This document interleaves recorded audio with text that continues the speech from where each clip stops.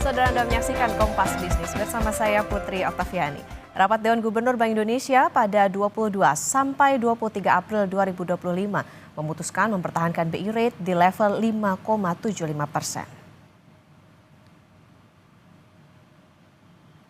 Dan aset yang Keputusan Bank Indonesia konsisten dengan upaya menjaga perakiraan inflasi 2025 dan 2026 tetap terkendali dalam sasaran 2,5 plus minus 1% dan menjaga stabilitas nilai tukar rupiah di tengah ketidakpastian kondisi perekonomian global.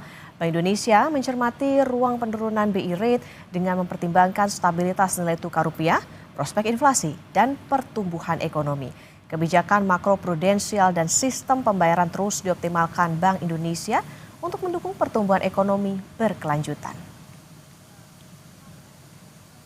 Untuk mempertahankan BI Rate sebesar 5,75%, demikian juga suku bunga deposit facility tetap sebesar 5% dan suku bunga lending facility tetap sebesar 6,5%.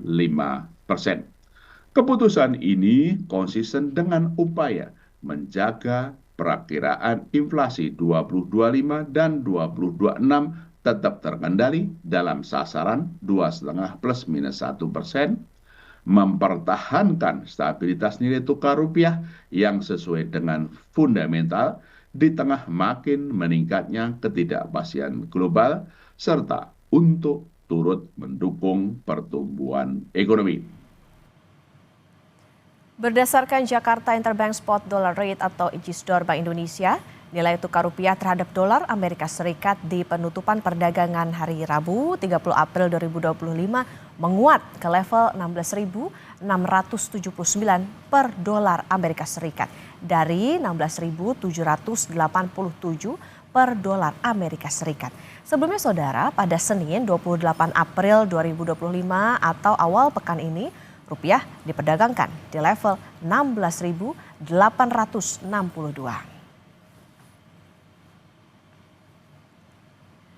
Saudara, di tengah kondisi perekonomian global yang tidak pasti karena perang tarif Presiden Amerika Serikat Donald Trump, Bank Indonesia memutuskan mempertahankan BI Rate. Lebih lengkap sudah bergabung Kepala Departemen Kebijakan Ekonomi dan Moneter Bank Indonesia, Firman Mohtar. Pak Firman, selamat pagi. Pagi Pak Okta, salam sehat. Salam sehat Pak Firman. Pak Firman, jadi bagaimana asesmen Bank Indonesia terhadap dampak kebijakan tarif resiprokal Amerika Serikat dan juga langkah retaliasi yang ditempuh Tiongkok terhadap perekonomian global? Bagaimana asesmen Bank Indonesia terhadap arah perang dagang ini? Kami melihat memang dalam beberapa kesempatan juga terakhir dibahas dalam rapat Dewan Gubernur, perang tarif yang dilakukan ini dengan tarif resiprokal yang ditempuh oleh Amerika Serikat ini memang perlu menjadi perhatian kita semua karena ini akan berpengaruh terhadap bagaimana volume perdagangan dunia yang pada akhirnya akan berpengaruh terhadap prospek pertumbuhan ekonomi. Kami melihat ada dampak langsung dan dampak tidak langsung. Dampak langsung tentunya bagaimana hubungan dagang, bagaimana kemudian pengaruh terhadap pertumbuhan ekonomi dan juga dampaknya terhadap pasar keuangan global.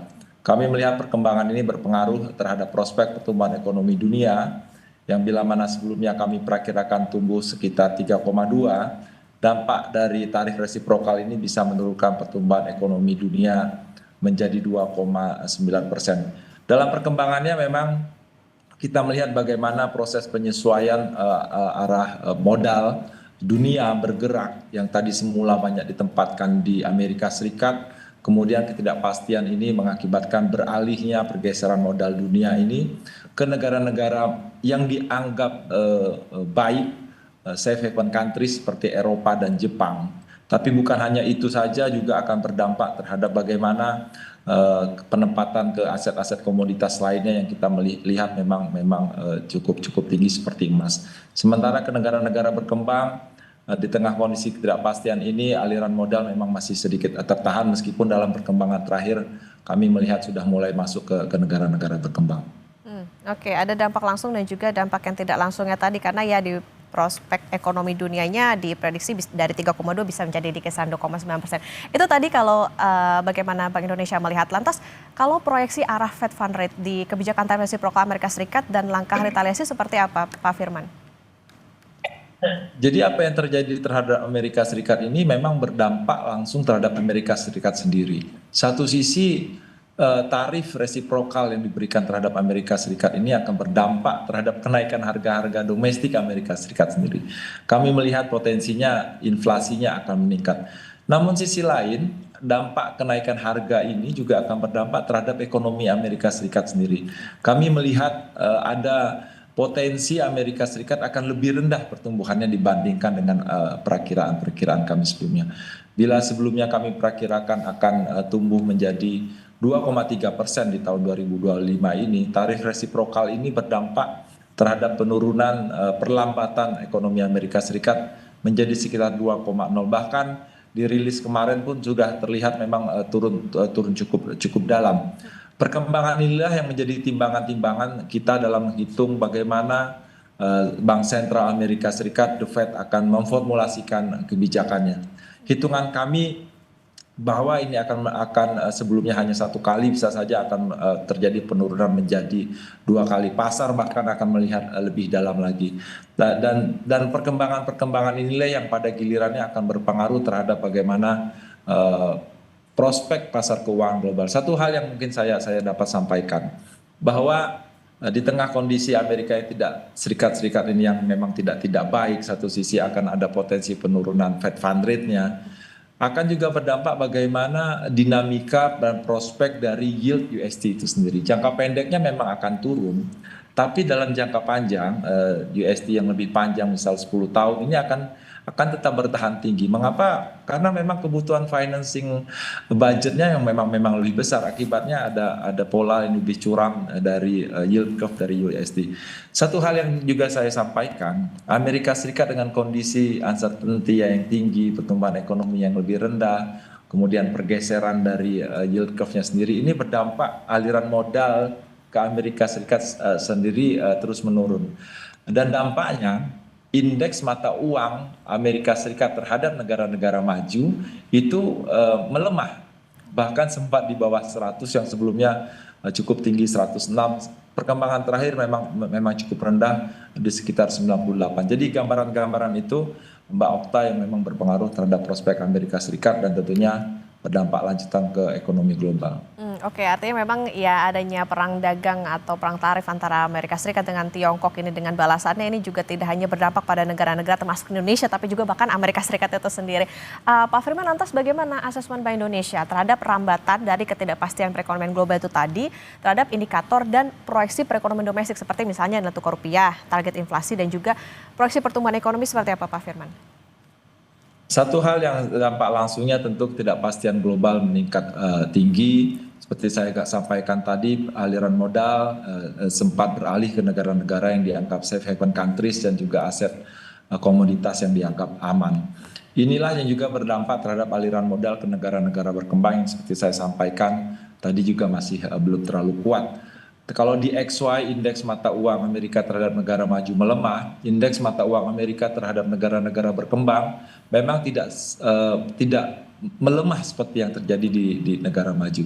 Inilah yang berpengaruh terhadap bagaimana aliran modal ke negara-negara berkembang termasuk Indonesia dalam beberapa hari setelah pengumuman tanggal 2 April itu memang menjadi terlambat, dan kita perhatikan memang nilai tukar rupiah pada saat kita di masa libur Lebaran kemarin dapat tekanan di luar.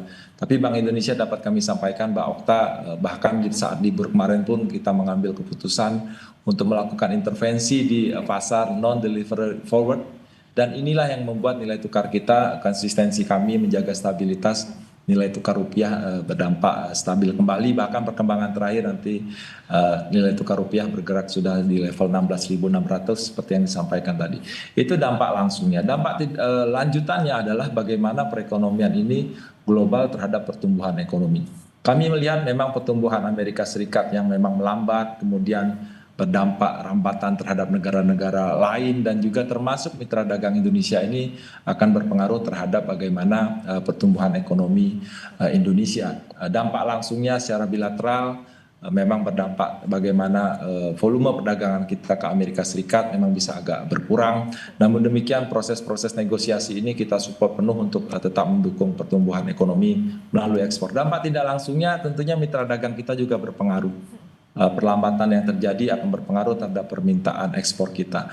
Hasil estimasi kami memperlihatkan bahwa sampai triwulan 1 ini berbagai survei menunjukkan bahwa kita masih tetap stabil dan ini didukung oleh berbagai aktivitas dari sisi konsumsi, termasuk bagaimana peran pemerintah mendorong pertumbuhan ekonomi, dari belanjanya, dari investasi non bangunan kami melihat masih dari ekspor di triwulan 1, ekspor manufaktur ke negara-negara ASEAN kami melihat masih tetap baik. Sehingga secara keseluruhan dengan perkembangan pertumbuhan ekonomi global termasuk dampaknya dari Amerika Serikat, kami perkirakan pertumbuhan ekonomi di 2025 akan sedikit di bawah titik tengah kisaran kami di 4,7 sampai dengan 5,5. Tapi secara umum proyeksi kita ini tetap lebih baik Mbak Okta dibandingkan dengan bagaimana dampaknya ke negara-negara lain yang kita lihat exposure-nya begitu besar terhadap Amerika Serikat ini semakin menurunkan pertumbuhan ekonomi negara lain. Tapi alhamdulillah kita relatif terkendali. Karena itu tadi ya bagaimana adanya perang tarif atau perang dagang ini jadi tidak hanya berdampak kepada negaranya saja secara perdagangan tapi juga ke mitra dagang dari negara tersebut, termasuk juga adanya upaya dari Bank Indonesia tentunya untuk menjaga stabilitas tadi kuncinya dengan berbagai intervensi. Pak Firman, tentunya salah satunya kan ini soal bagaimana dalam RDG kemarin Bank Indonesia mempertahankan BI rate. Nah, tapi jangan dijawab dulu Pak Firman soal bagaimana dasar pertimbangannya dan apakah ini tepat yang diambil keputusannya. Tetap bersama kami di Kompas Bisnis.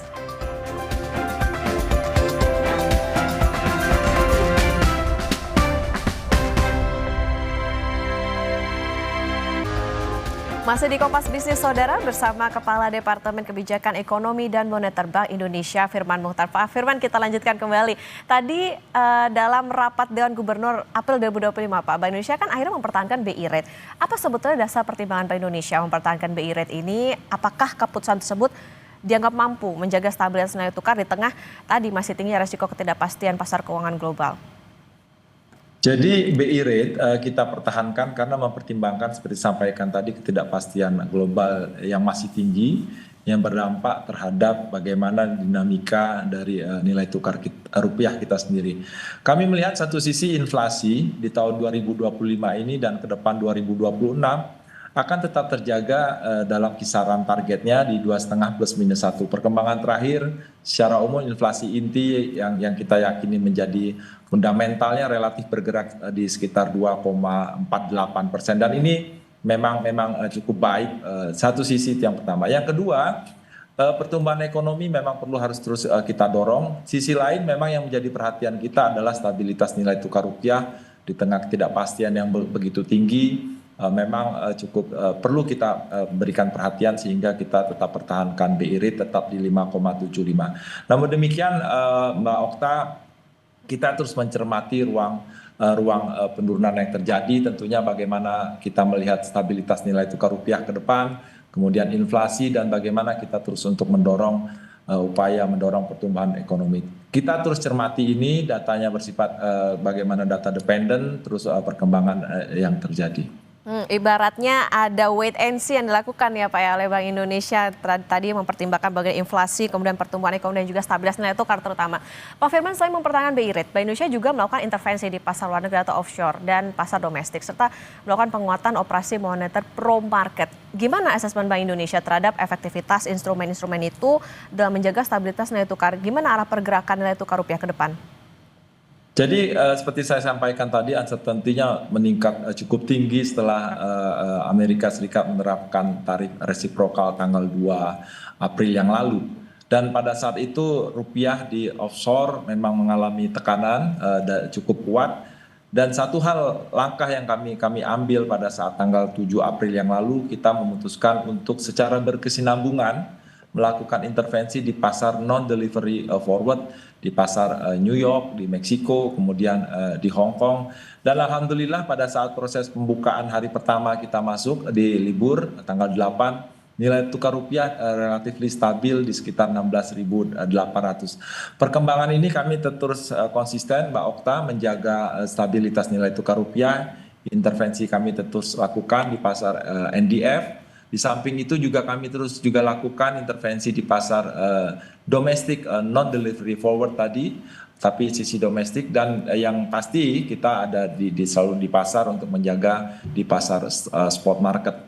Satu hal yang lain yang kami lakukan adalah tentu triple intervention tadi juga kami lakukan melalui bagaimana kita intervensi di pasar SBN. Dan tentunya satu hal yang kami lakukan, Mbak Okta, kita melihat dalam situasi yang tidak pasti ini, pasar global, tentunya di tengah intervensi kita tadi, kita juga terus meyakinkan bahwa kecukupan likuiditas itu tetap terjaga. Jadi proses-proses ini kami lakukan, termasuk melalui bagaimana kita memperkuat strategi di operasi moneter yang pro market tadi. Strategi kami lakukan secara keseluruhan sehingga secara dampaknya akan menjaga kecukupan likuiditas bukan hanya di pasar uang, tapi juga di pasar di perbankan dan secara keseluruhan terhadap likuiditas di perekonomian kita. Dan tentunya ini adalah bagian kami untuk terus menjaga stabilitas, Mbak Okta. Oke, triple intervention tadi tidak hanya di dalam negeri maupun juga di luar negeri. Pak Firman, itu tadi dari Bank Indonesia. Lantas gimana sinergi kebijakan yang ditempuh Bank Indonesia, terutama bersama dengan pemerintah, untuk menjaga stabilitas dan mendorong tadi pertumbuhan ekonomi sejalan dengan program Astacita pemerintah di tengah ketidakpastian yang masih tinggi? Gimana asesmen Bank Indonesia terhadap efektivitas sinergi kebijakan pemerintah dan Bank Indonesia? Satu hal yang kami lakukan di samping kami terus menjaga stabilitas, berbagai strategi yang kami terapkan melalui BI rate, melalui triple intervention, melalui OM pro market yang tadi, tentunya dari sisi Bank Indonesia sendiri ada bauran kebijakan yang kami tempuh, Mbak Okta, melalui kebijakan makro prudensial yang bagaimana kami terus optimalkan sehingga likuiditas yang ada dari Bank Indonesia bisa terarah kepada sektor-sektor yang memang membutuhkan. Di samping itu, kebijakan sistem pembayaran terus kami lakukan, proses digitalisasi untuk mendorong pertumbuhan ekonomi. Tapi di samping selain bagaimana kami perkuat bauran kebijakan yang ada di internal Bank Indonesia, kami juga lakukan seperti disampaikan Mbak Okta, kita terus koordinasi sinergi dari sisi stabilitas sistem keuangan. Minggu lalu sudah disampaikan di press conference KSSK bagaimana kita terus bersinergi dengan pemerintah untuk menjaga stabilitas sistem keuangan. Dalam hal ini itu yang pertama kita lakukan bersama Kementerian Keuangan, OJK dan LPS. Dan yang terakhir tentunya bagaimana kita perkuat pengendalian inflasi kita melalui tim pengendalian inflasi pusat dan daerah bersama pemerintah pusat dan daerah dan gerakan nasional pengendalian inflasi pangan. Itu yang menjadi penting di tengah kondisi ketidakpastian. Dan satu hal, berbagai upaya yang kita lakukan seperti disampaikan tadi, kita mendukung penuh dan berkoordinasi dengan pemerintah, memperkuat kebijakan melalui program Astacita untuk mendorong pertumbuhan ekonomi yang berkelanjutan. Oke, ada upaya dengan mempertahankan BI rate 5,75%, tentu diharapkan ini menjadi langkah yang tepat, Pak Firman, karena ya kita harus menunggu nih gimana situasi atau ketidakpastian global yang terjadi.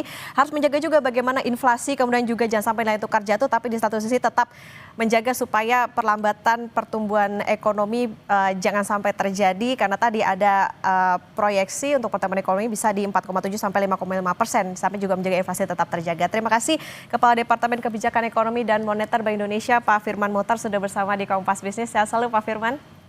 Terima kasih.